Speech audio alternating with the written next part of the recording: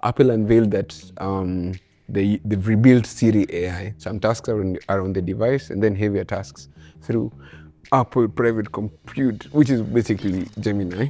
Apple launched with ChatGPT as their AI provider for free because they were paying them in exposure. And if that does not tell you just how massively powerful Apple is, I don't know what does. Google pays Apple $5 billion to be the default search on Safari, right? And now Apple is paying, is it like $1 billion or something? They are probably in the billions of dollars. Some circular economy going on. Yeah, to use Gemini as the default brain. If Siri becomes good because of Gemini, do we as the consumers, will we credit Google, or do you think we'll credit Apple?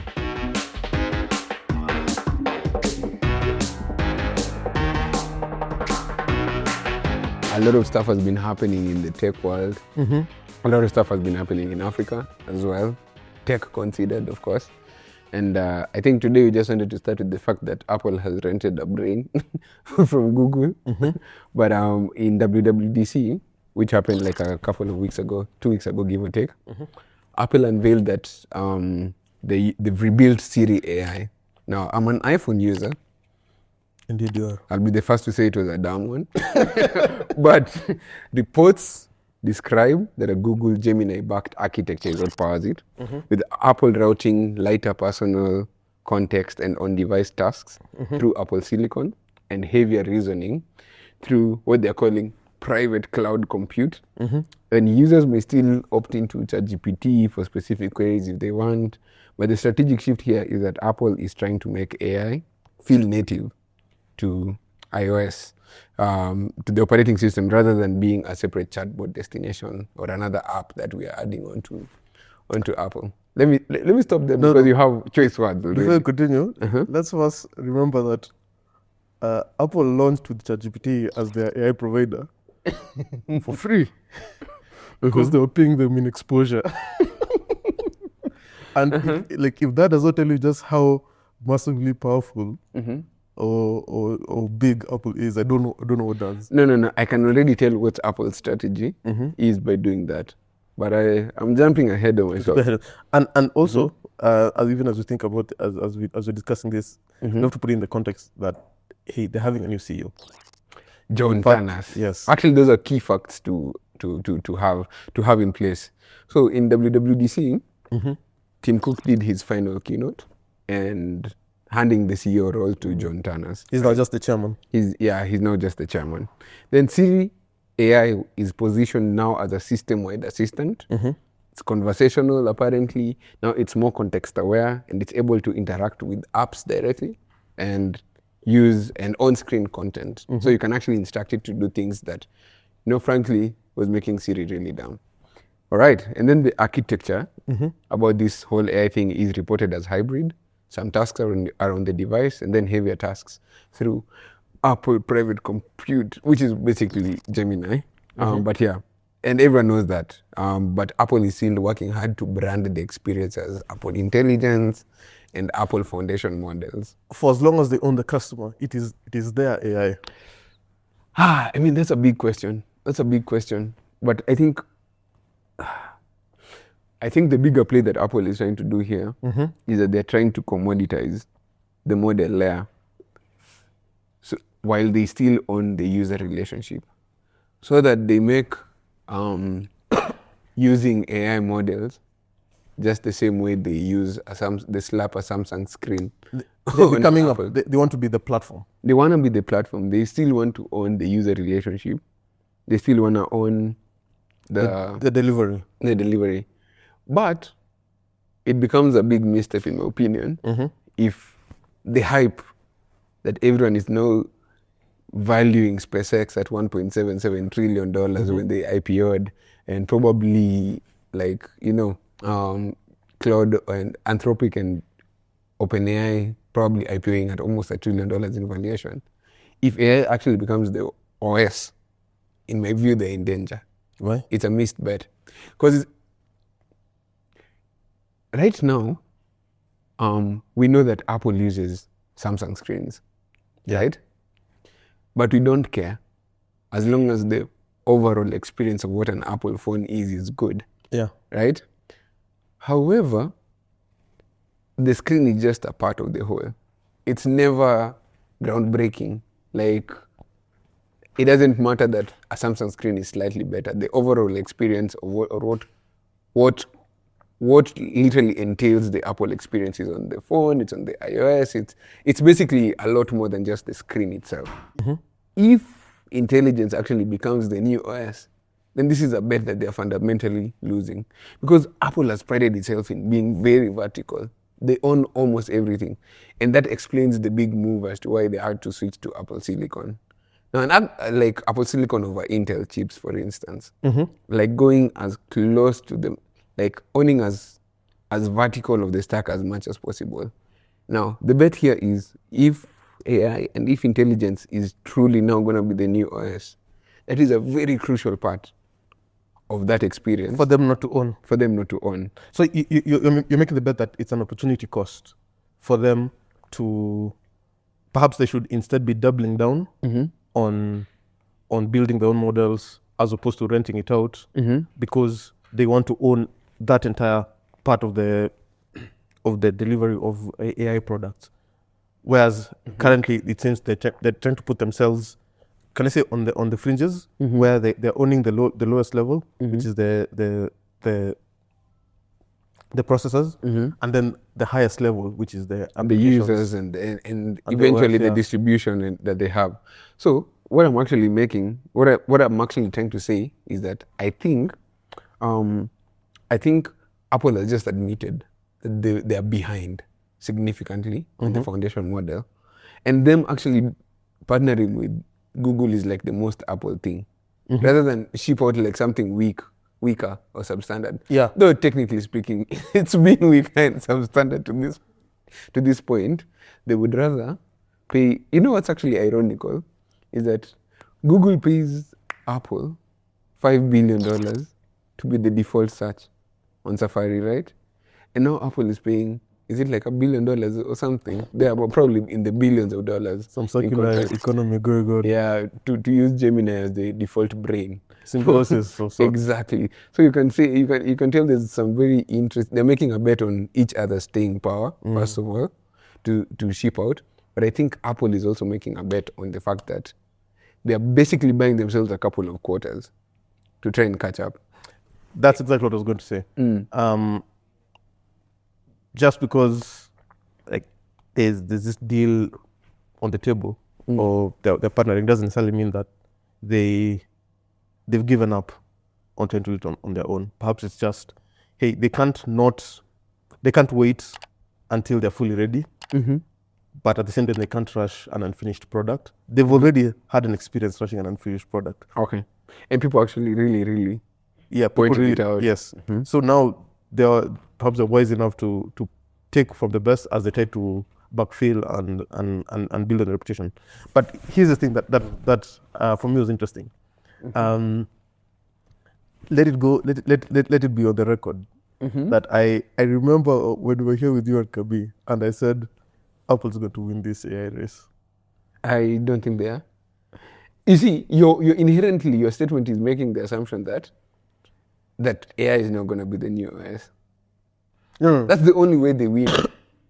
But if it is, they are massively behind. They're actually going to. That's why I disagree. They're going to be IBM. There's some stories that I was going through that kind of led me back to that intuition or that bet that I was making. Where I said that, hey, they own the users, they own the delivery of these products, and as such, they are much more secure with regards to not being dethroned when it comes to the last mile of the delivery of these products, which is the interface, the OS, the machines. We literally say that as we use MacBooks. And what made me even more sure or more certain about this reality was when I was going through just different stories about how companies are spending on AI. Okay. So for the longest time, we've been on this hype, right? Everyone's on cloud code. Every engineer has a subscription behind them and how many tokens.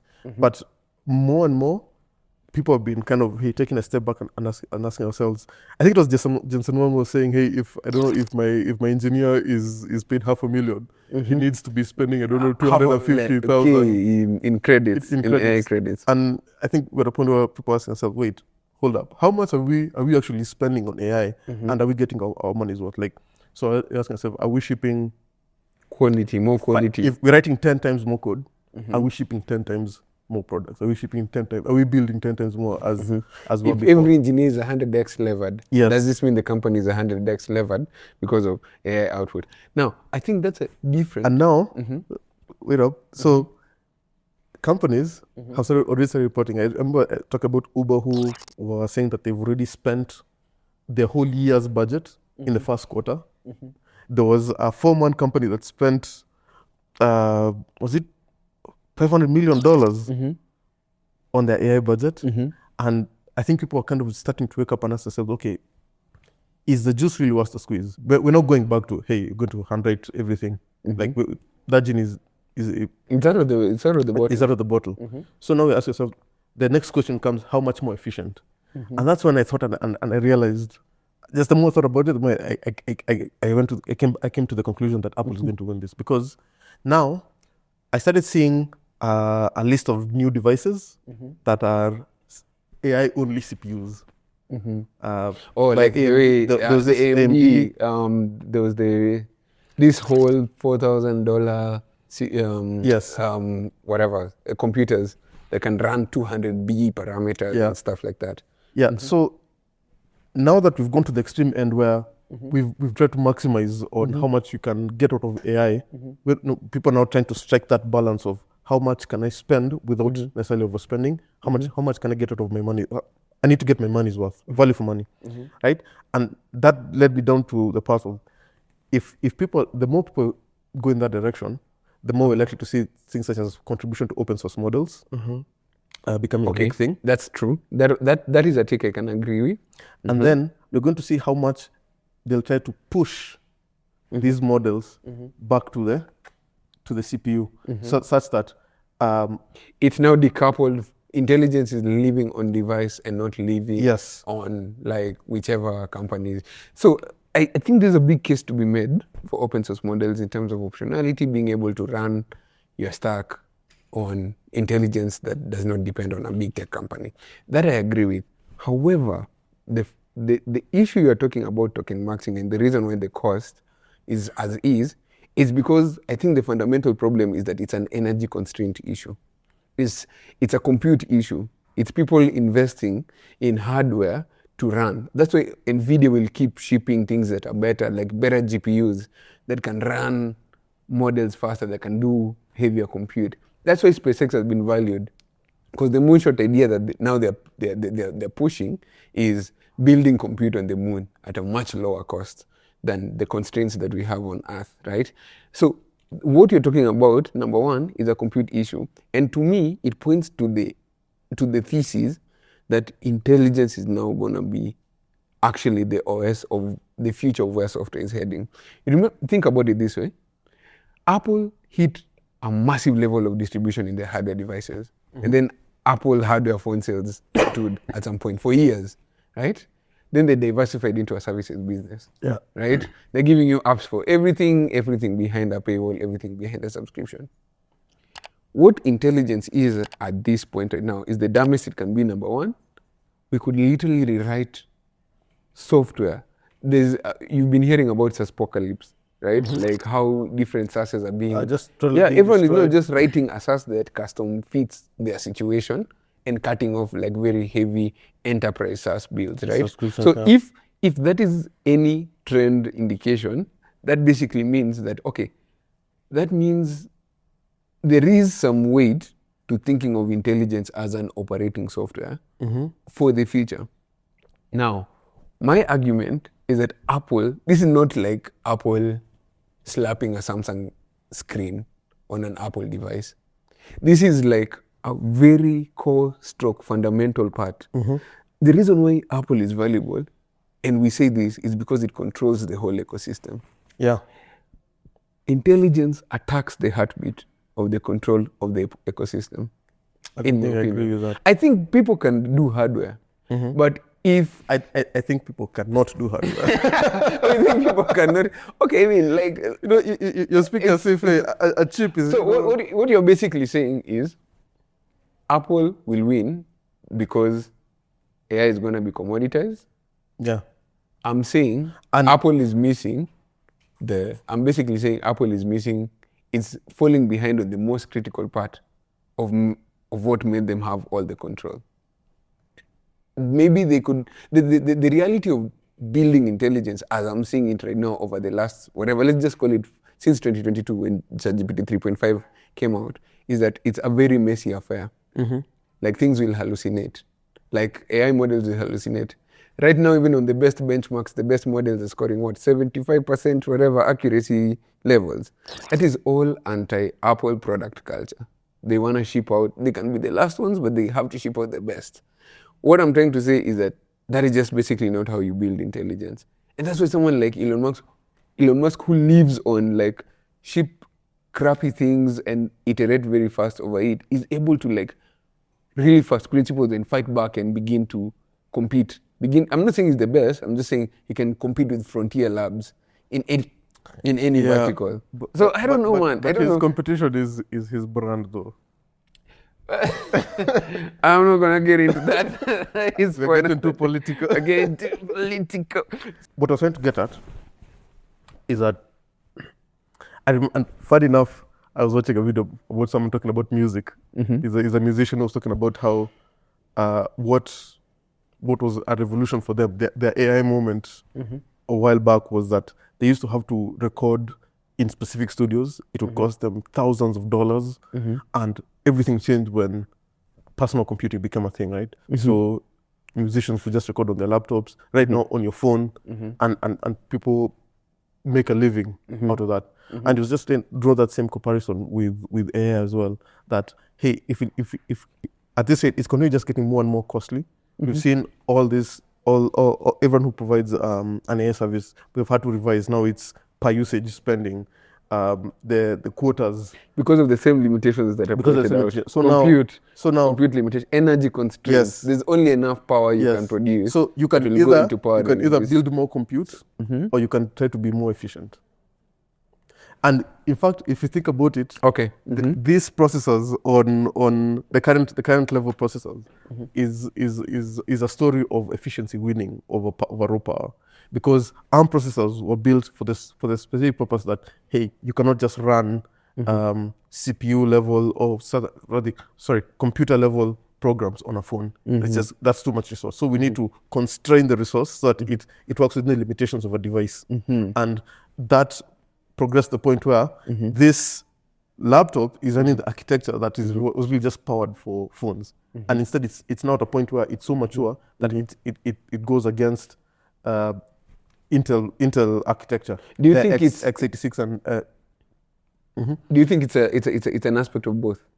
So it's going to be an like NVIDIA will keep making more efficient chips. Yes, to run bigger and bigger parameter models. In the same way that right now, as we're building applications, we still have cloud as a very big part of the ecosystem, and yet we still have a lot of software just running on premise on your device on local. Yes, right now AI is purely cloud. Okay, not purely cloud, but it's like it's locally like distributed. Cloud. Yeah. So the current compute that we have on the majority of people are not computing on the personal devices. So that's going to be the light bulb moment when people are able to build accurate enough LLMs that can run on device, on premise. That's just going to unlock a new category of market. And who's going to be the one to capitalize on that? Apple. It's Apple. Okay, I agree with you on when people are able to build accurate enough models. I think the constraint there is maybe that could be true, but I think it's when the devices can build better enough compute that can now run. I think we're going to get there. It's the devices that gain the efficiency. It's not the models. The higher parameter model you have, the reality is that they're smarter. Let me tell you a good example. Last week I was on a flight.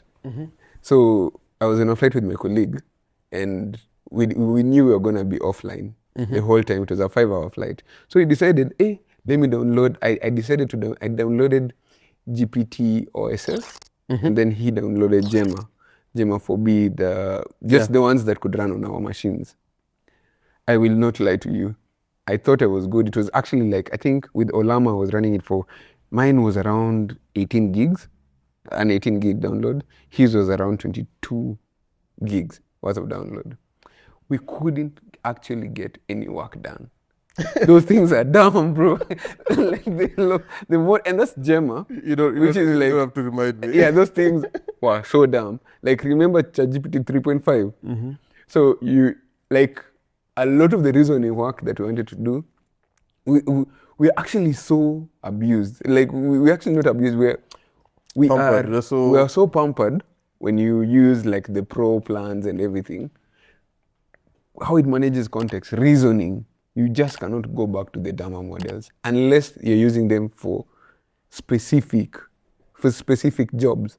And you see now, the constraint that Apple has right now is that they must run Apple, like Gemini's models, because the best that their foundational models can do is maybe make some writing better, but it cannot do any reasoning work. Like, it can't do those complex chain of thought type things.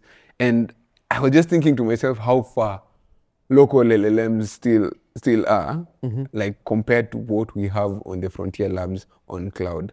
And I'm telling you, even that divide is not it's not a 1 year, it's not a 2 year thing to gain that kind of efficiency. Right now, as we speak, the highest, like, I mean, the biggest models, I think, the AMD did like the $4,000. I think we can be fact checked here, but AMD did that $4,000 computer that runs a 200B parameter model. The best models are in the trillions of dollars right now. The ones that we're doing a lot. Oh yeah. So we're still tens of distance like away, but to get that efficiency. Time will tell. I think for the most part, capital has been flowing towards the people building frontier labs. Yeah. Frontier labs that are pushing the edge of what intelligence could be. But and that's still going to happen. As we progress, we might see more capital moving towards, especially open source, and we'll see how that turns out. But do let us know what you guys think. Yeah. It's going to be an interesting one. But before you close out on that one, if Siri becomes good because of Gemini, do we, as the consumers, will we credit Google, or do you think we'll credit Apple? Will you see the word Gemini anywhere? No, we won't see the word Gemini. Exactly. But everyone knows that it's Gemini. Not everyone knows. You don't think so? No. You don't think so? Or do you think it's just nerds like us who actually care for that? But my grandma would never know. Exactly. No one outside of the bubble cares. No one outside of the bubble. Siri. Interesting. All right. Thank you for joining us. Please be among the 5 who'll say that they were here before we go to 1,000 subscribers. Before we really blew up, right? We're going. Yeah, 1,000 places. Yeah, I know. After 1,000, it's a Jacob. From there, trust me. 1,000 next week we're gonna be at 2K. Yeah, so you have to be like. Believe us, we deal in software. The Jacob is coming. Yeah. Thank you. Okay then. Like, subscribe. Those hitting on subscribe, don't forget to hit confirm, and we'll see you in the next one. I love this whole subscribe business, bro. You're the one taking us back. We're trying to get to 1,000.